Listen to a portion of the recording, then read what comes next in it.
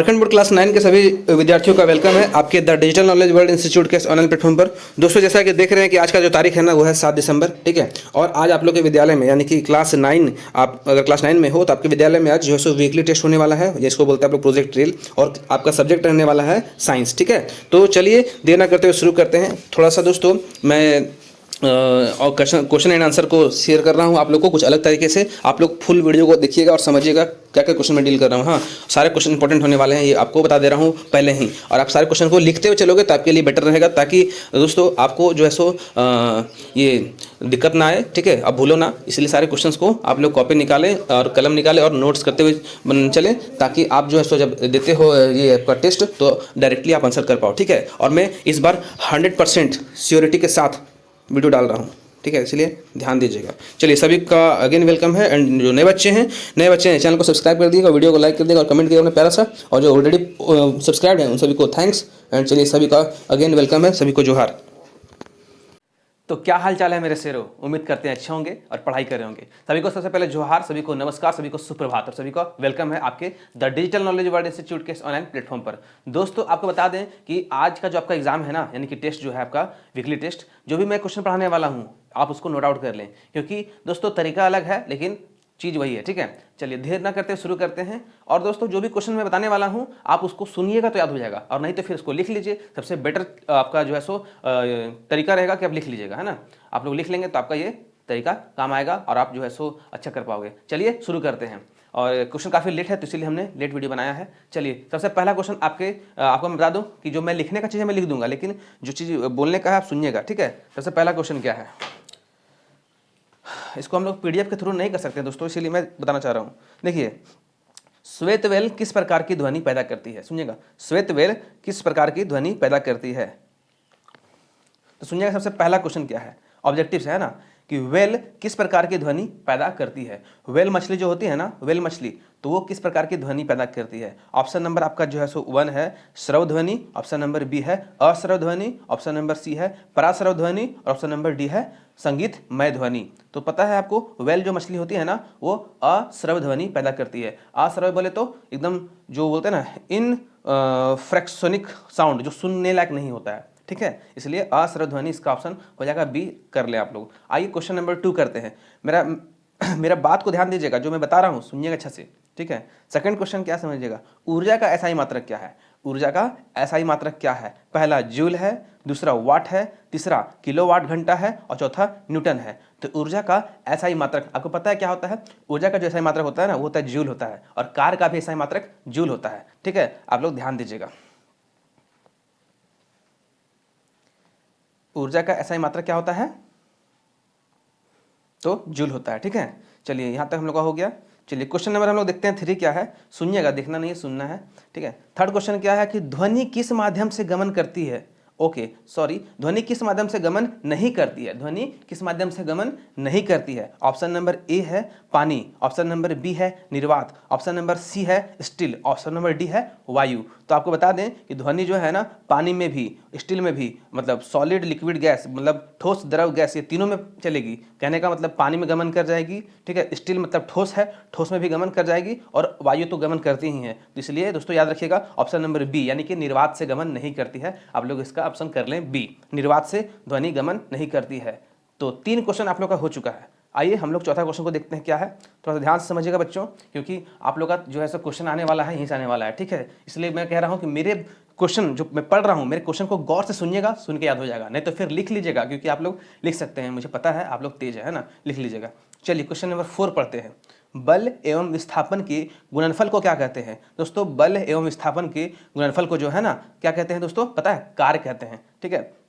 F into S, आपको पता है कार्य का फॉर्मूला होता है W, है ना। थोड़ा मैं लिख देता हूँ, जो चीज़ मैं लिखने लायक हूँ बता दूंगा, देखिए समझिएगा। देखिए, बल को बोलते हैं फोर्स, विस्थापन को बोलते हैं एस। तो बल एवं विस्थापन के गुणनफल क्या कहते हैं, वर्क कहते हैं, कार्य। यानी ये बल हो गया और ये आपका विस्थापन हो गया, है ना। और दोनों को क्या करेंगे, गुना करेंगे, क्या निकलेगा, कार्य निकलेगा। तो ये आपका ऑप्शन नंबर, ये आपका डी है, ठीक है। तो बल एवं विस्थापन के गुणनफल, बल एवं विस्थापन के गुणनफल को डी यानी कार्य कहते हैं। आप लोग को क्लियर हो गया होगा, इसको आप देख लें। चलिए क्वेश्चन नंबर हम लोग पढ़ते हैं 5। कार्य का एसआई मात्रा क्या है दोस्तों, यहीं से सवाल कर दिया। कार्य का एसआई मात्रा क्या होता है, कार्य का SI मात्रक जो होता है ना दोस्तों, वो क्या होता है पता है? ऊर्जा एवं कार्य का मात्रक दोस्तों जूल होता है, याद रखिएगा, जूल है ना, option number C, J for joule. ठीक है, समझिएगा, ऑप्शन पढ़ देता हूँ। कार्य का ऐसा मात्रक है इसमें से क्या? किलोवाट घंटा option A, watt option number B, joule option number C, and watt घंटा ऑप्शन नंबर डी। तो सी मैंने कि जूल। ठीक है, ऑप्शन नंबर आपका सी हो जाएगा। इस चीज़ को आप लोग समझ रहे हैं, है ना? आप लोग लिख रहे हैं, लिख लीजिए, मैं कह रहा हूँ कि लिख ही लीजिए क्योंकि भूल जाइएगा। चलिए, क्वेश्चन नंबर 5 भी हो गया। किसी तरंग का तरंग वेग भी है, भी को बोलते हैं पता है क्या? इसको बोलते हैं न्यू बोलते हैं। थोड़ा मिटा दूं, समझिएगा।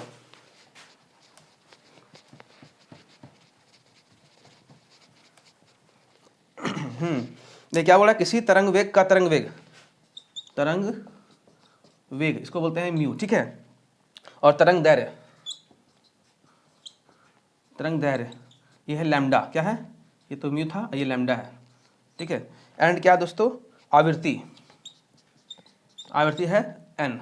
तो इनके संबंध क्या होंगे दोस्तों? इसका जो रियल जो संबंध होगा ना इन तीनों का, मैं लिख दे रहा हूँ, आप लोग समझ लीजिएगा। म्यू बराबर, ठीक है,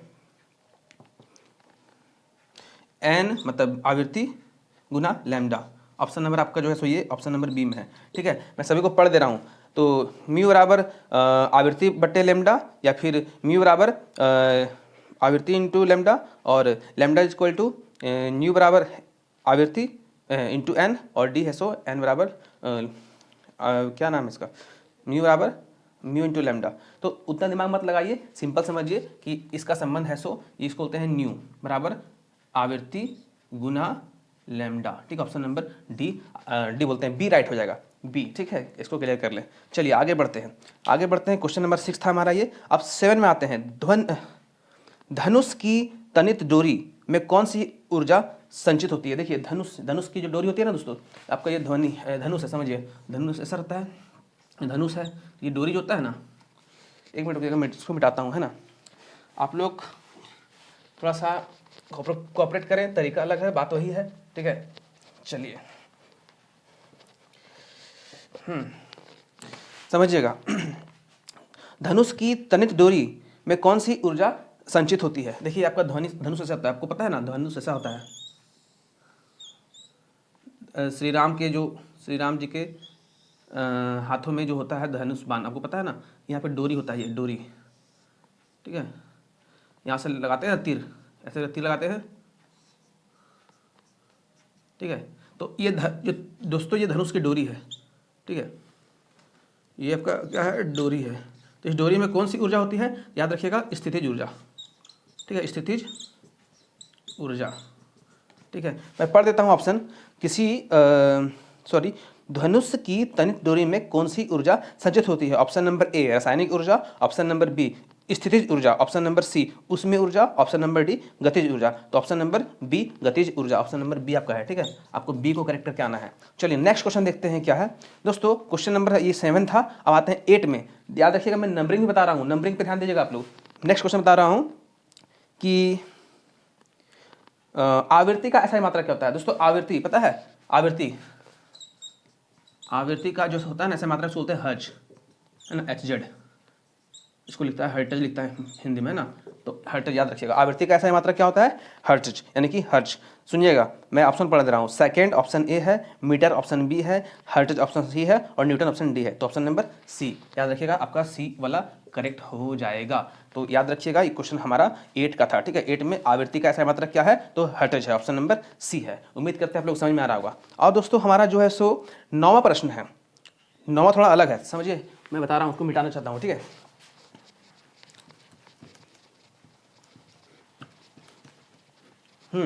आप लोग को दिख ही रहा होगा, दिख रहा है ना। चलिए ठीक है, बहुत ही दोस्तों अभी भी क्वेश्चन आया हुआ है, तो थोड़ा मैं बहुत ही बोल रहे हैं ना कि इम्प्रॉपर तरीके से बना रहा हूँ, लेकिन आप लोग समझ आ रहे हैं, समझ सकते हैं कैसे क्वेश्चंस आ रहे हैं, है ना, और कैसे क्वेश्चंस मैं बता रहा हूँ। मैं जिस तरह से बता रहा हूँ आप लोग को हो सकता है समझ में आ जाए। चलिए 9वां प्रश्न है। ठीक है, 9वां प्रश्न क्या लिखा हुआ है? यदि 25 मीटर विस्थापन, देखिए विस्थापन को बोलते हैं एस, यानी कि डिस्प्लेसमेंट, 25 मीटर विस्थापन है। ठीक है, और किसी वस्तु पर जो है 10 न्यूटन बल लगाया जा रहा है, यानी कि बल मतलब फोर्स 10 न्यूटन है। ठीक है, विस्थापन 25 मीटर है और बल है आपका 10 न्यूटन। तो कार्य कितना होगा, यानी कार्य मतलब वर्क, कार्य निकाले। तो एक फॉर्मूला है दोस्तों, एक फॉर्मूला है वर्क बराबर, ठीक है, क्या होता है इसका, एफ एस, है ना, एफ एस इंटू आपका जो यहाँ पे हो जाएगा, वो हो जाएगा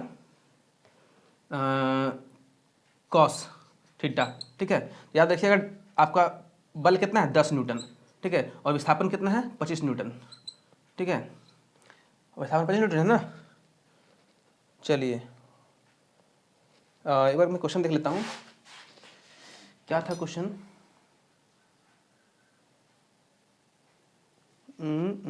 बल 10 न्यूटन है, ठीक है।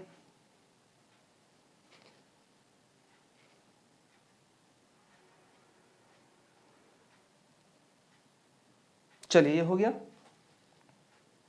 चलिए कोई बात नहीं। अब कॉस दोस्तों, कॉस 0 डिग्री यहाँ पे हो, ठीक है, कॉस 0 डिग्री, इसका वैल्यू क्या होता है पता है, 1 होता है। अब कीजिए तो 25 दें क्या होता है 250 इंटू 1, यानी कि आपका याद रखिएगा आपका 250 जूल आएगा, जो कि आपका ऑप्शन में है ही नहीं, ठीक है।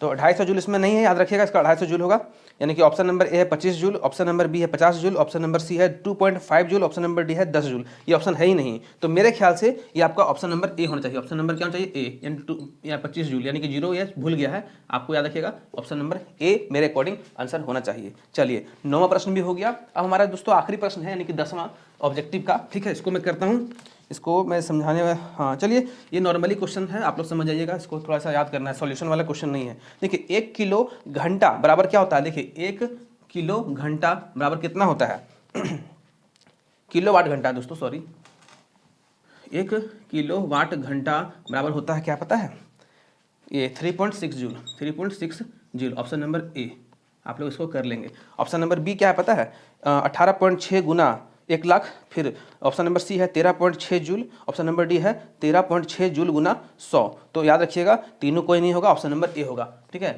यानी ये आपका 10वां प्रश्न था। तो दोस्तों इस तरह से हम लोगों ने करीब 10 का 10 ऑब्जेक्टिव क्वेश्चन कर लिया एकदम प्रॉपर तरीके से, ठीक है। मैंने सारा क्वेश्चन बता दिया, आप लोग इसको बढ़िया से सुनिएगा, और सुन लिए हैं तो लिख लीजिएगा, बेहतर रहेगा, क्योंकि आप लोग को याद नहीं रहेगा उतने समय तक, ठीक है। कॉपी में लिख लें, अभी लिख लें, जस्ट लिख लें, वीडियो को रोक के लिख लें, वीडियो को बैक करके लिख लें, ठीक है। चलिए अब हम लोग चलते हैं सब्जेक्टिव क्वेश्चन की ओर। मैं इसको मिटाता हूँ जल्दी जल्दी, है ना। सब्जेक्टिव मैं पढ़ूंगा भी तो आप लोग समझ में आ जाएगा, है ना। मैं पढ़ दूंगा, आपको आंसर कर दूंगा, आप लोग उसको हैसो कर लेंगे, ठीक है। चलिए देखिए हमारा सब्जेक्टिव क्वेश्चन क्या है, थोड़ा सा समझिएगा आप लोग। सब्जेक्टिव क्वेश्चन क्या है भाई,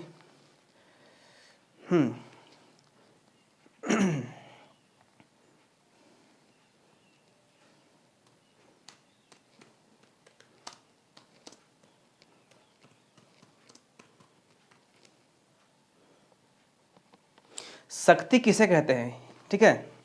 याद रखिएगा आपका 11 नंबर क्वेश्चन है, शक्ति किसे कहते हैं, ठीक है। शक्ति किसे कहते हैं, तो सुनिएगा आंसर क्या है। तो जिस दर से काम किया जाता है उसे शक्ति कहते हैं, एकदम सिंपल सा वर्ड, ठीक है। जिस दर से, जिस, ये दर है, ठीक है, जिस दर से काम चाहे कार्य किया जाता है उसे शक्ति कहते हैं, ठीक है। इसको आप लोग कर ले, क्वेश्चन नंबर 11 है, ठीक है। जिस तरह से काम किया जाता है उसे शक्ति कहते हैं, या हमेशा किसी किए गए काम पर निर्भर करता है। जैसा आपका काम कीजिएगा वैसा आपका ये शक्ति लगेगा। आप मान लीजिए 1 किलो चीनी उठा रहे हैं तो आपको कम शक्ति लगेगा, आप 25 किलो चीनी उठा रहे हैं तो आपको ज़्यादा शक्ति लगेगा, ठीक है। आप मान लीजिए क्या है कि अपने बैग में 2 बुक ले आ रहे हैं, बैग ले आ रहे हैं हल्का सा, तो आपको कम ताकत लगेगा, शक्ति लगेगा, ठीक है। और आप ज़्यादा बुक ले आ रहे हैं भर भर के तो आपको ज़्यादा लगेगा। मतलब शक्ति मतलब ताकत, समझ में आया। साइंस में शक्ति बोला गया है और हिंदी में ताकत बोला गया है, तो आप इसको डिफाइन कर लें। क्वेश्चन नंबर 11 हमारा हो चुका है। अब आते हैं क्वेश्चन नंबर 12 की ओर। क्वेश्चन नंबर 12 क्या है दोस्तों, 12 है अश्रव्य ध्वनि किसे कहते हैं। बहुत ही अच्छा क्वेश्चन है, अश्रव्य ध्वनि किसे कहते हैं, ठीक है। मैं इसको लिखा दे रहा हूं,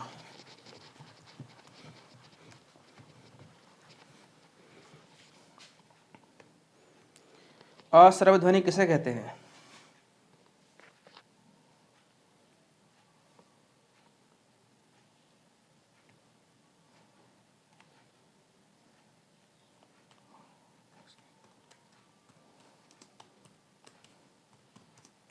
देखिए क्वेश्चन नंबर 12,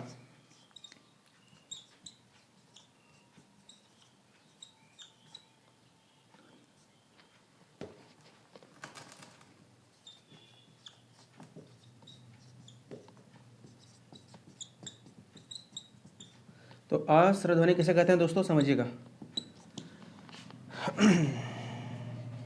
देखिए 20 हर्ट्ज से, है ना, 20 हर्ट्ज से 20,000, ठीक है, हर्ट्ज, यानी कि 20 हर्ट्ज से कम और 20,000 से अधिक की ध्वनि को, थोड़ा सा रॉन्ग हो गया, थोड़ा सा छूट गया। देखिए 20 हर्ट्ज से कम, ठीक है, और 20,000 हर्ट्ज से अधिक, ठीक है, अधिक ध्वनिया को, अधिक की ध्वनिया को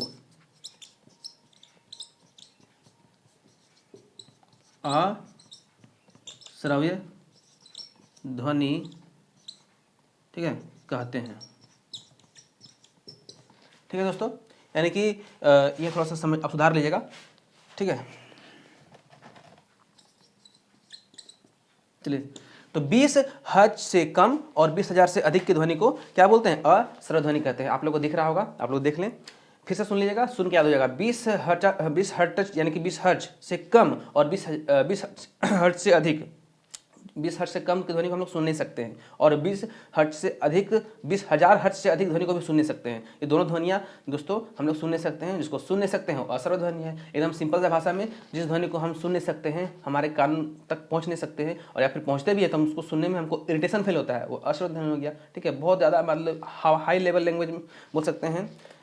ऐसे समझ लीजिए कि बहुत ही एडवांस डीजे, चाहे ये साउंड बज रहा है तो हम लोग को लगता है चिड़चिड़ापन ना, समझ लीजिए अस्रव्य ध्वनि है। चाहे आपको कोई हॉर्न मार रहा है कान के सामने तो भी अस्रव्य ध्वनि हो गया। ठीक है, तो वो 20,000 से ऊपर हो गया। अब कोई आपका चुगली किसी के कान में कर रहा है तो आप सुन नहीं सकते, तो वो क्या हो गया, 20 हर्ट्ज से कम हो गया। 20 हर्ट्ज से कम हो गया जो किसी को सुनाई नहीं देता है, और 20 हर्ट्ज से अधिक क्या हो गया, जो सुनाई देता तो है लेकिन काफ़ी ज़्यादा मतलब शोर शराबा वाला होता है, और हमको सुनने से मेरे को इरिटेशन फील होता है, वो अश्रव्य ध्वनि हो गया। सिंपल वर्ड में जो हम सुन नहीं सकते हैं, अश्रव्य ध्वनि है। चलिए, हमारा ये क्वेश्चन भी हो गया है। अगला क्वेश्चन चलते हैं दोस्तों, क्वेश्चन नंबर 13।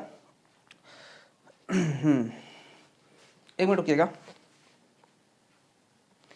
हाँ दोस्तों, आप लोगों को दिख रहा है। चलिए, एक क्वेश्चन था और मैंने उसको थोड़ा सा इसलिए, हाँ चलिए, क्वेश्चन आप लोगों के बीच में है, समझिएगा। एक ध्वनि की आवृत्ति, आवृत्ति दोस्तों, आवृत्ति को क्या बोलते हैं, देखिए चलिए आवृत्ति लिखते हैं। आपका क्वेश्चन नंबर कितना है पता है, 13 है। ठीक है, एक ध्वनि की, ये 13 नंबर क्वेश्चन है। ठीक है, आवृत्ति जो है सो दोस्तों कितना है, 400 Hz, यानी कि 400 हर्ट्ज है। एक ध्वनि की आवृत्ति 400 हर्ट्ज है, और तरंग दैर्घ्य, तरंग दैर्घ्य जो है सो 30 मीटर है। ठीक है,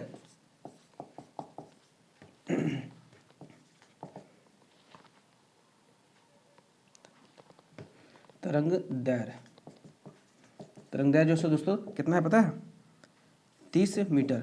दिख रहा है क्या जो मैं लिख रहा हूँ, उसको दिख रहा है ना। एक मिनट रुकिएगा, मार्कर थोड़ा सा बहुत ही फीका चल रहा है।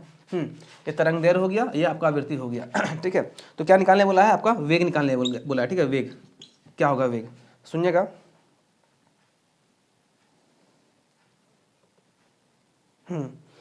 तो आपको पता है वेग बराबर क्या होता है, फॉर्मूला यहाँ लिख दूँ क्या, चलो यहीं लिखता हूँ डायरेक्ट। वेग बराबर, ठीक है, वेग बराबर क्या हो जाएगा, तरंग दैर्घ्य, तरंग दैर्घ्य गुना आवृत्ति। ठीक है, तो तरंग दैर्घ्य कितना है दोस्तों, तरंग दैर्घ्य आपका है 30 मीटर है। ठीक है, आपको दिख रहा होगा, और आवृत्ति है दोस्तों कितना है, 400 हर्ट्ज। ठीक,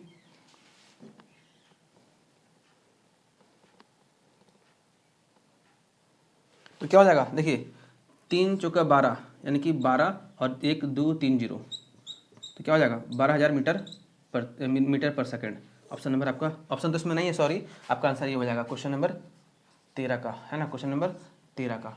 आवृत्ति और तरंग दैर्घ्य दिया है, तरंग वेग और वेग बोल सकते हैं, आप निकालने बोला है तो निकाल ले, 12,000 मीटर प्रति सेकंड। चलिए, ये भी क्वेश्चन हो गया 13। अब दोस्तों 14 15 16 बच रहा है। देखिए हो पाएगा, ठीक है, क्योंकि मुझे क्योंकि जल्दी आप लोग को वीडियो देना भी तो है, अभी बज रहा है बहुत ही, अभी टाइम भी खत्म हो गया।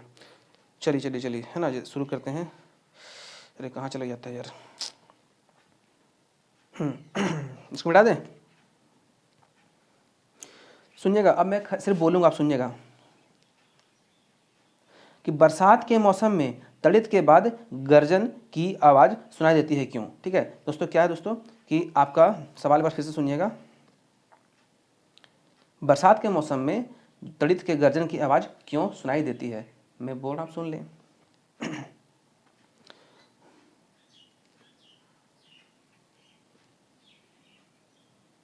कहाँ चला गया वो क्वेश्चन फिर से?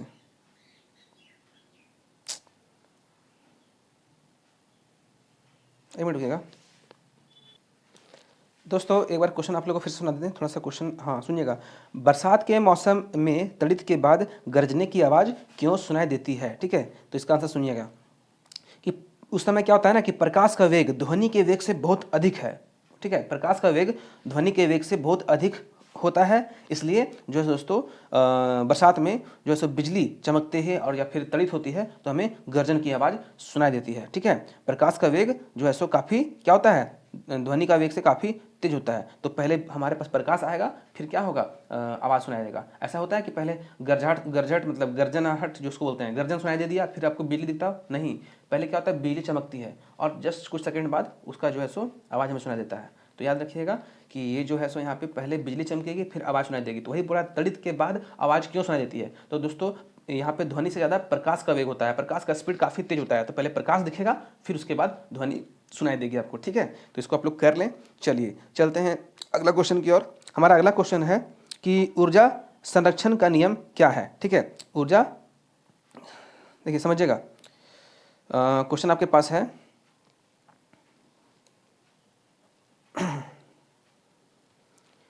ऊर्जा संरक्षण का नियम क्या है? तो सुनिएगा, मैं बोल दे रहा हूं, आप लोग लिख लें। तो ऊर्जा के संरक्षण का नियम जो है सो बताता है कि ऊर्जा को ना तो बनाया जा सकता है और ना ही नष्ट किया जा सकता है, इसे केवल ऊर्जा के रूप में एक दूसरे में परिवर्तित किया जा सकता है। ठीक है, तो ऊर्जा इसका मतलब ये होता है कि ऊर्जा जो है सो दोस्तों एक क्या बोल सकते हैं, परिवर्तक सिद्धांत पे कार्य करता है। ठीक है, और थोड़ा सा और आपको बेटर इसका सॉल्यूशन बताते हैं, सुनिएगा। ठीक है, और भी आंसर सुनिएगा थोड़ा। क्या चला, कहाँ चला था क्वेश्चन बार बार?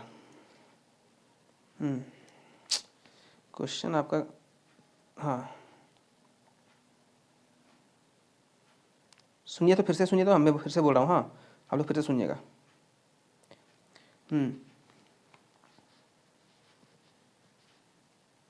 तो फिर से सुनिएगा, ऊर्जा संरक्षण का नियम क्या है? तो ऊर्जा को ना तो हम लोग क्या कर सकते हैं, बना सकते हैं, ना ही उसको नष्ट कर सकते हैं, इसे केवल एक रूप से दूसरे रूप में परिवर्तित कर सकते हैं। ये परिवर्तन के सिद्धांत पर कार्य करता है। ठीक है, परिवर्तन के सिद्धांत पर, यानी कि परिवर्तन करते रहते हैं, इसको चेंज करते रहते हैं। ठीक है, इसको ही ऊर्जा का संरक्षण का नियम कहते हैं। सिंपल समझ में आया? भौतिक ऊर्जा को यांत्रिक ऊर्जा में बदलते हैं। ठीक है, अब आप जानते हैं कि अस्थितिज ऊर्जा को गतिज ऊर्जा में बदलते हैं। तो ऊर्जा बदलने की एक प्रक्रिया है, इसे हम लोग ना तैयार कर सकते हैं ना ख़त्म कर सकते हैं। ठीक है, चलिए ये हमारा क्वेश्चन था, हमारा 15वां। दोस्तों आखिरी प्रश्न सुन लीजिएगा, पराध्वनि क्या है? ठीक है, पराध्वनि क्या है, सुनिएगा आप लोग।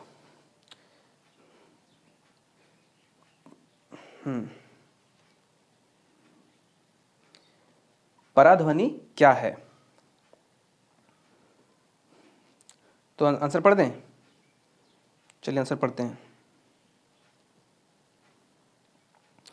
तो पराध्वनि, एक मिनट रुकिएगा, बहुत दिक्कत होती है दोस्तों हड़बड़ी में पढ़ाने में, है ना। चलिए चलिए चलिए, हाँ सुनिएगा। तो पराध्वनि उस ध्वनि के तरंग को कहते हैं, है ना, जिसकी आवृत्ति इतनी अधिक होती है कि वह मनुष्य के कानों को सुनाई नहीं देती है। ठीक है, और इसको शायद परासरव भी बोलते हैं ना, परासरव भी बोलते हैं शायद।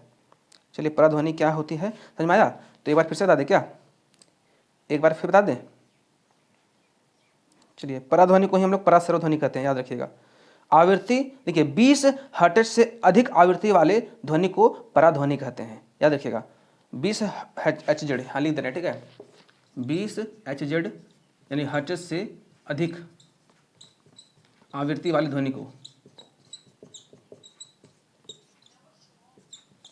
क्या कहते हैं, परासरव ध्वनि कहते हैं। तो दोस्तों आपके लिए इतने क्वेश्चन थे, आज मैंने 100% क्वेश्चन आप लोग को बता दिया है। आप लोग को मालूम है, इसको आप लोग बढ़िया से करिएगा, मैं यही कहूँगा। और टोटली क्वेश्चन को एक बार फिर से सुन लें, क्वेश्चन लिख लें कॉपी में, बेटर रहेगा आपके लिए हेल्पफुल रहेगा। और वीडियो को दोस्तों इंपॉर्टेंट आपको लगता है तो वीडियो को लाइक कर दे, कमेंट कर दे अपना प्यारा सा, और बताएं झारखंड से आप किस जिले से मुझे देख पा रहे हैं। ठीक है, मैं आपके कमेंट्स का रिप्लाई करूँगा और सभी को अपने दोस्तों में शेयर कर दीजिएगा। ठीक है, और सभी को again and all the best, सभी को थैंक्स, एंड बने रहें हमारे चैनल यूनिवर्सिटी की तरफ से आपके लिए इसी तरह से लगातार हम कंटेंट्स लाते रहेंगे, आपके एग्जाम की तैयारी को लाते रहेंगे और आपको अच्छे से तैयार करते रहेंगे, है ना। और बाकी दोस्तों आपका पता है शाम में 7 बजे क्लास 9 का लाइव रोज चलता है, तो लाइव क्लास में जरूर जुड़िएगा। और आपको अगर व्हाट्सएप ग्रुप में जुड़ना है तो आपके इसी वीडियो के मोर में जाइएगा और क्लिक करके आप जो है सो क्लास 9 के व्हाट्सएप ग्रुप में जुड़ सकते हैं। मैं वहाँ लगातार न्यू अपडेट्स और लाइव क्लासेस की नोटिफिकेशन शेयर करते रहता हूँ, आप लोग जुड़ जाएँ, है ना। और जल्दी जल्दी सब्सक्राइब कर लीजिएगा ताकि आप लोग भूल ना जाए। और बाकी दोस्तों मिलते हैं हम लोग अगले वीडियो में, तब तक के लिए थैंक यू